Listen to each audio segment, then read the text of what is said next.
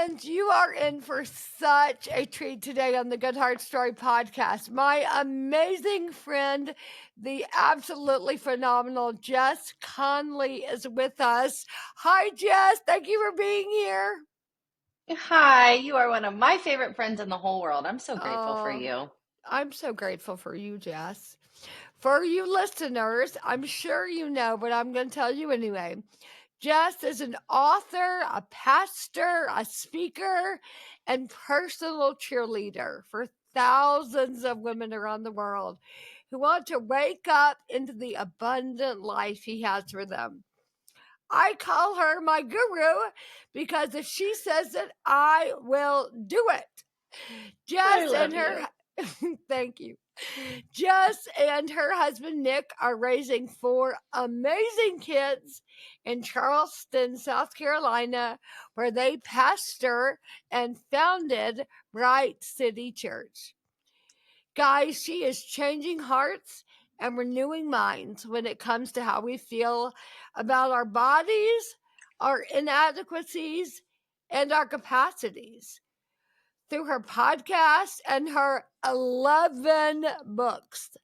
Her newest book, Tired of Being Tired, will be available on April 9th, which is a great day to get a copy of Tired of Being Tired and Treasures in the Dark and read both those books because you need them both Yes. in your life. Tired of Being Yeah. Tired. I'm on chapter 6 and it is absolutely outstanding. The byline is Receive God's Realistic Rest for Your Soul Deep Exhaustion. What a great title and line, Jess. Wow. Whether you know Jess in real life or not, she feels like your smartest, most generous friend who is always willing to tell the truth, but softly. We are so fortunate to talk with Jess today, who has been, I should add, among many things, a pastor with her incredible husband, Nick, at our camp, which there's no one more special to me than people who are ministering to our precious camp community. So, welcome, Jess.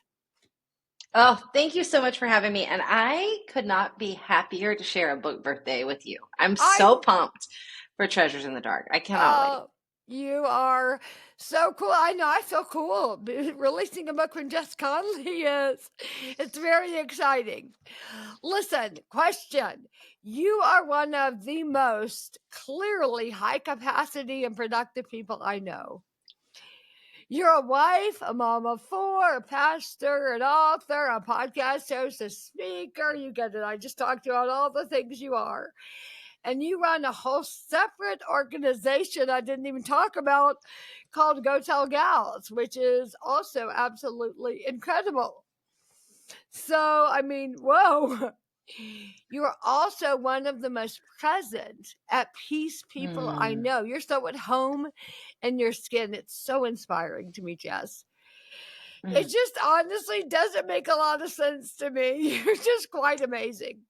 So my question with all that is, so with that insane resume, how could you know anything about rest, honestly?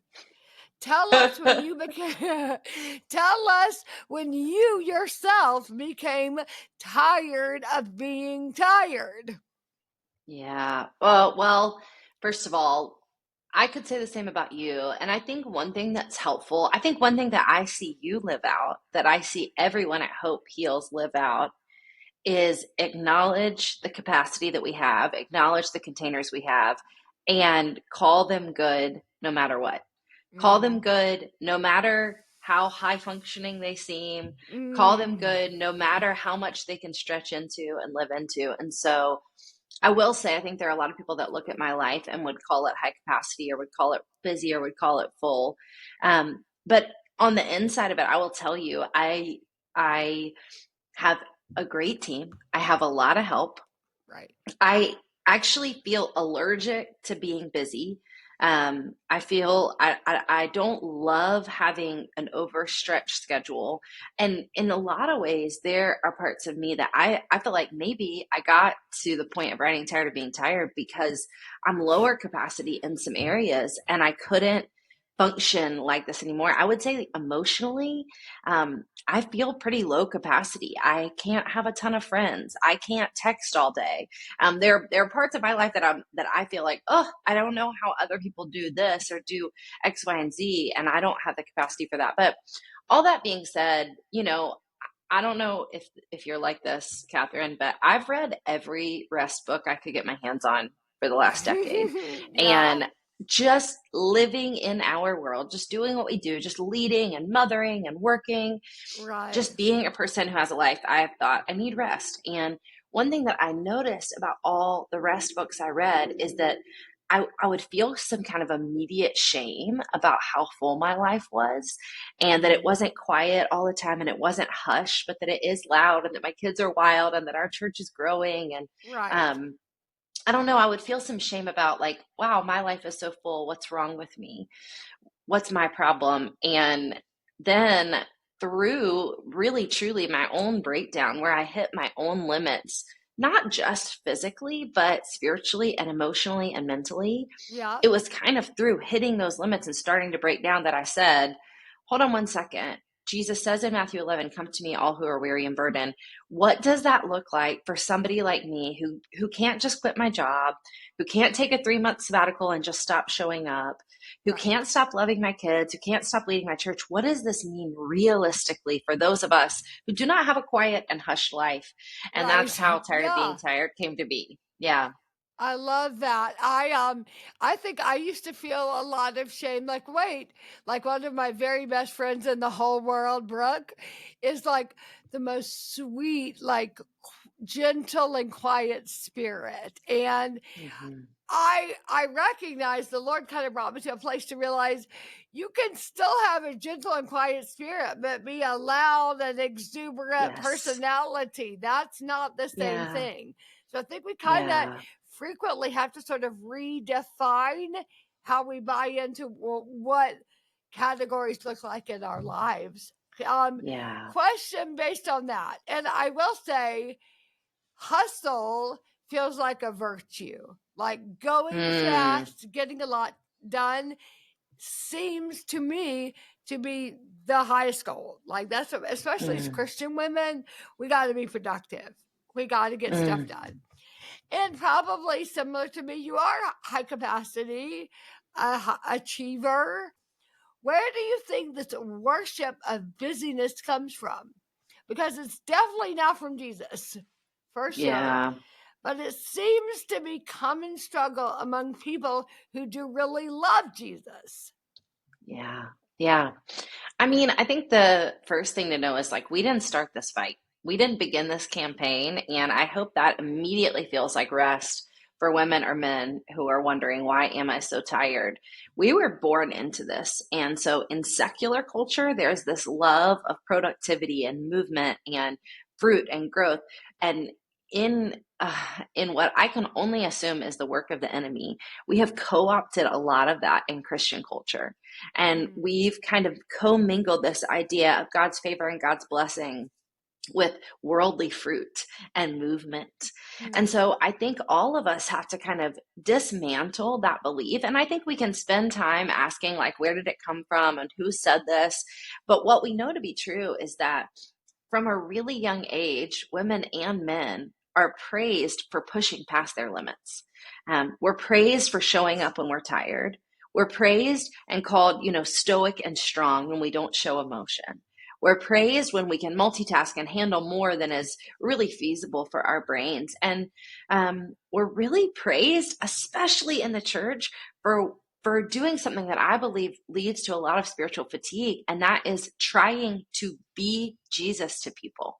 Mm. Maybe rather than worshiping Jesus and letting them see that, maybe rather than showing up for them and loving and serving them, but also understanding where we end and where God begins.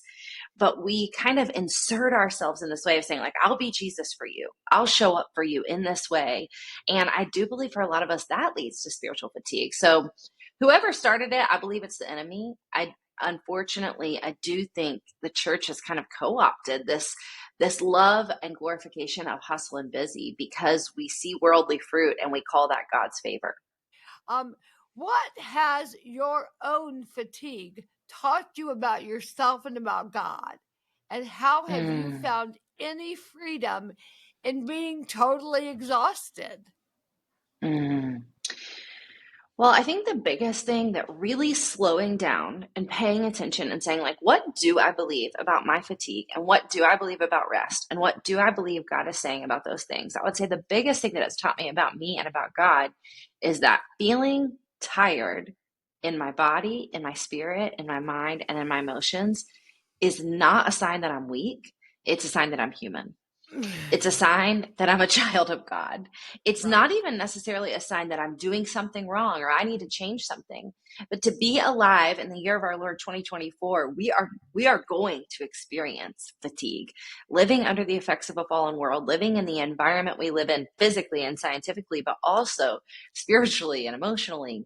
We're going to feel fatigue. And so if I acknowledge that and I pay attention to that and I kind of begin to understand this theology of fatigue, then I can ask, what is God's position toward that? And what I always end up coming up with is compassion. I think he loves his kids.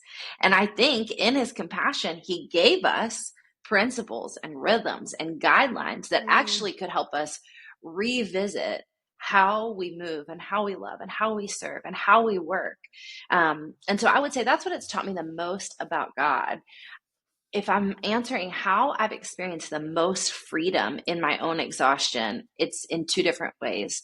Number one, the biggest way that I've experienced freedom is that I now rest before I get tired. So I don't work, push, and then feel like, okay, well, now I've earned my rest. Because what I know is that if I'm trying to earn my rest, I'll never get there. The premise will never be fulfilled because there's never enough on earth that we can do to earn rest. And that's because it's not something God gives us permission for. It's something he gives us invitation to. And even the way he created the world, evening and then morning, the first day in Genesis 1:5 tells us that we get to rest before we work. So I am now experiencing a lot of freedom by resting before I get tired. And then the second thing is that when I do get tired, physically, spiritually, mentally, and emotionally, I don't feel shame about it. I don't make excuses for it. I don't apologize for it. And I don't see it as some great offense to God or great offense to other people for me to get what I need to feel renewed, to feel restored, to feel recreated, and then get back to what he's asked me to do. Yeah. Well, so good. I want to ask about I don't know how to word this exactly. How do you know you're tired if you're not yawning all the time and not, you know what I mean? I think there's a certain woman listening who'd be like, I feel rested. I feel good. And I'm not overly tired. What do you say to that? Yeah. Well, what I found in research and reading and just looking at the world and kingdom principles is that there's definitely more types of fatigue than physical fatigue. A lot of us pay only attention to physical fatigue, but really we've also got spiritual, emotional, and mental.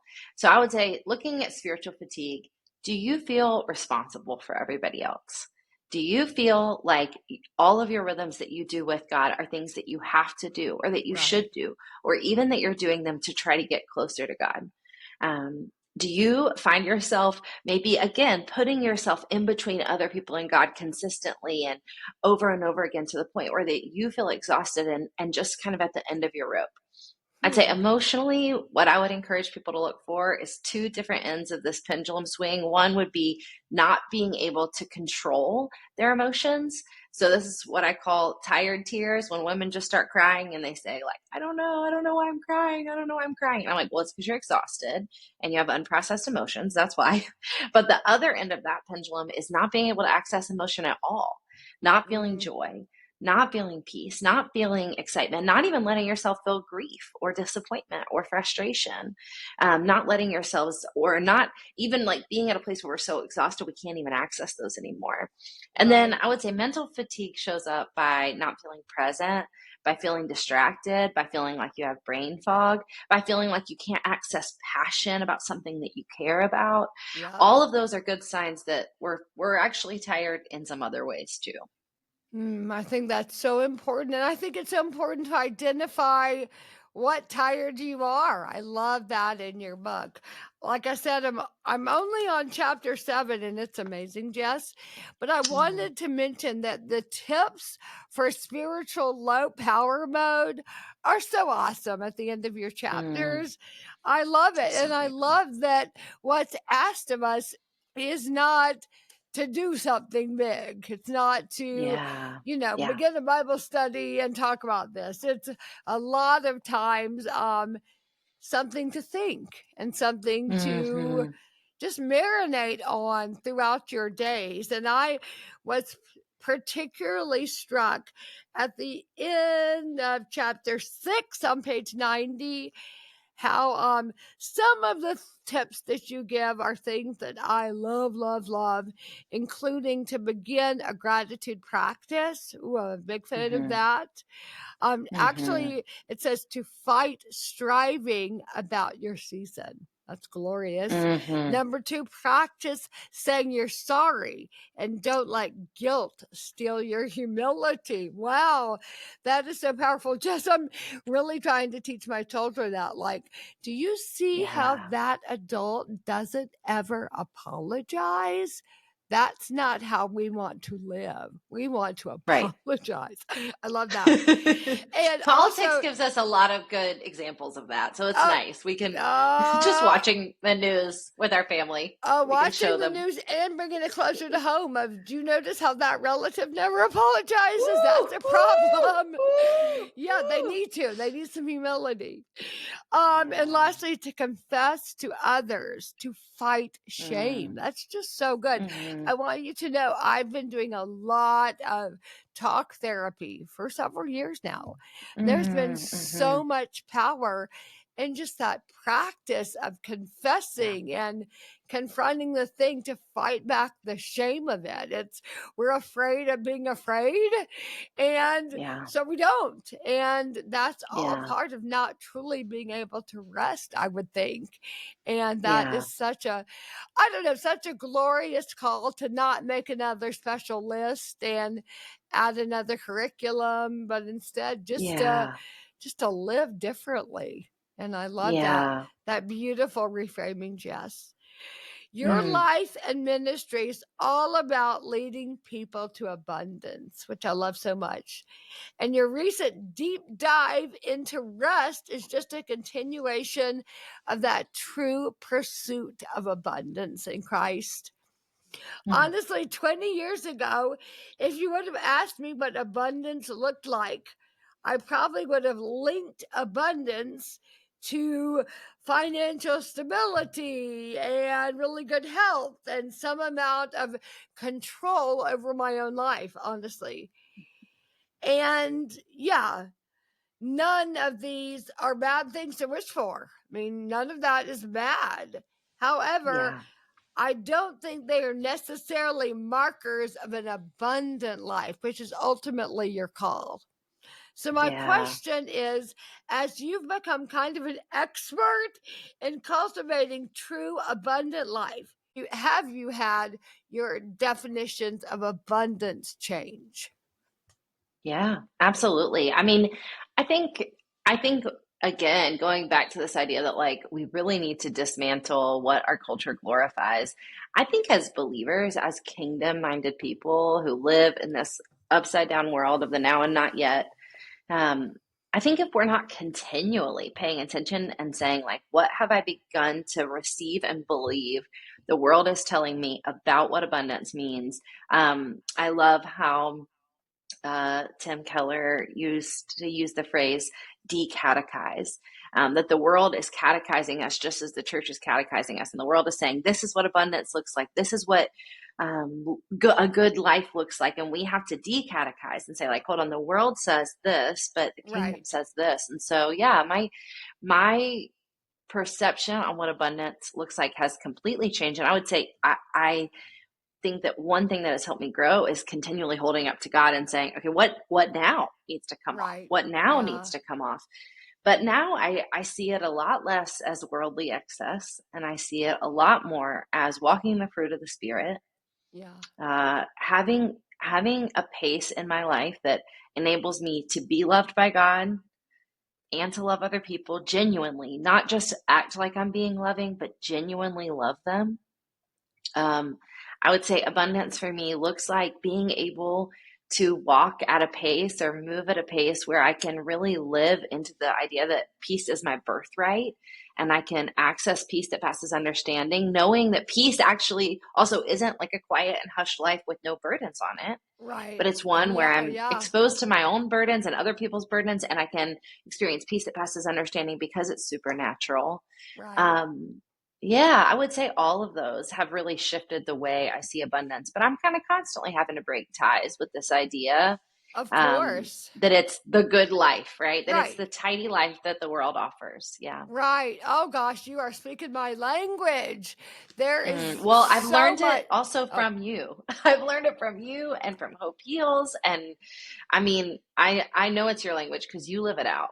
well, it's not natural. The Mm, redefinitions of everything, the reframing yeah. of everything. But honestly, to Yeah. survive anything, you've got to redefine everything. And that's what Yeah. you've done. You are redefining Mm, abundance.